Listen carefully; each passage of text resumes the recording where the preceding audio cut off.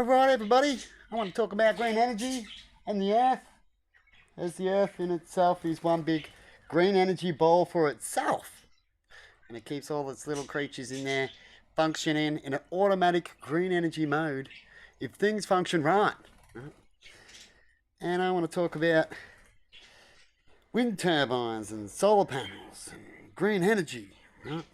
Green energy means you're going to have to use a lot of things. There won't be one big green energy idea till we get to the certain big ideas we've been working for a long time. Just smashing some atoms together and certain things like that to get a whole bunch of energy from nowhere.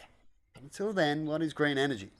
Well, green energy is using what's available. So if you have a river in your yard, you would use the river's current to try to get some energy from it, as it's always there. So free green energy. Once you get those turbines in the river turning and so many, you got your energy, right?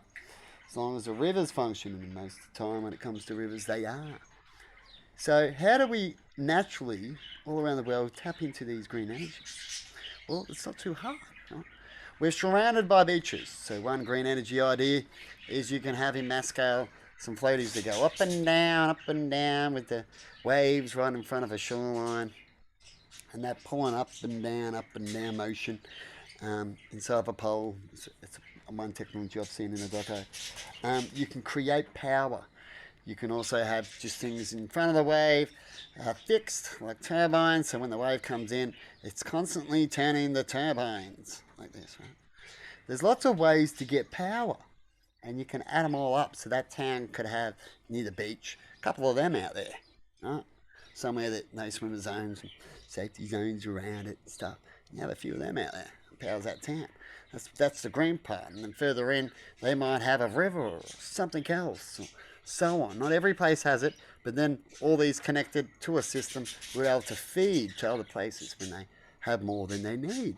And they can feed to each other when it's all finally interconnected, this system. You have to interconnect this system like a brain, right?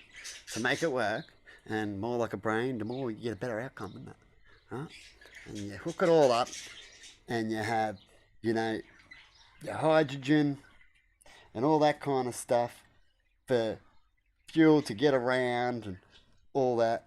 And you have, what else are we going to chuck in? Fucking have a little memory back about all sorts of shit. Trying to think back on docos. You know what I mean? So with these things, you have wind areas. Right? So let's quickly get back on track. Try not to think too much, because you should write down things when you do a script, and I'm just sitting down smacking something out for you. Off my head.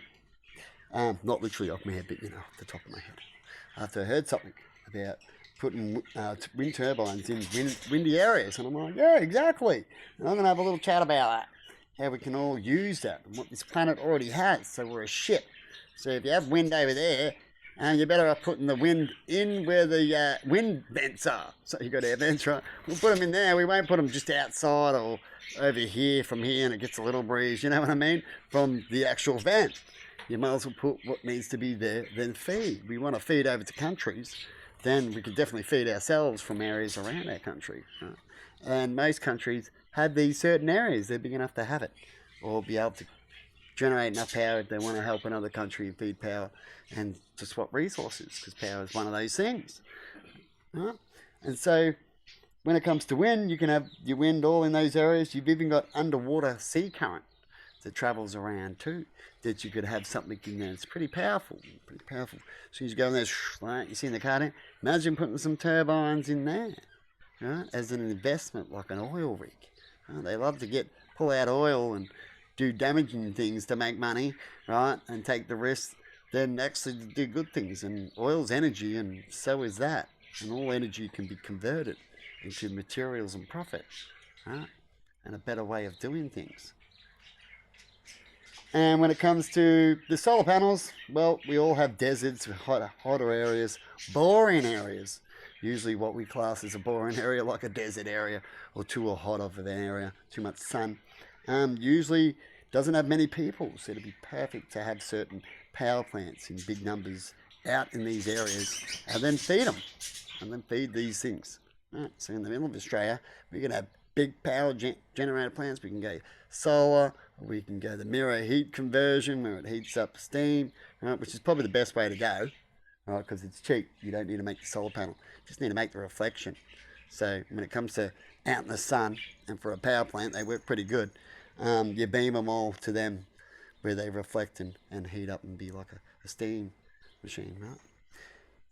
That way it'll last longer too. When you look at the cost and everything, I think that's the best way to go when it comes to out in the middle of nowhere to generate power.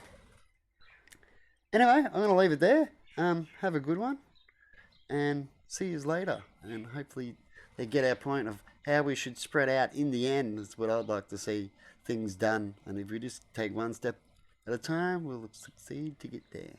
See you later.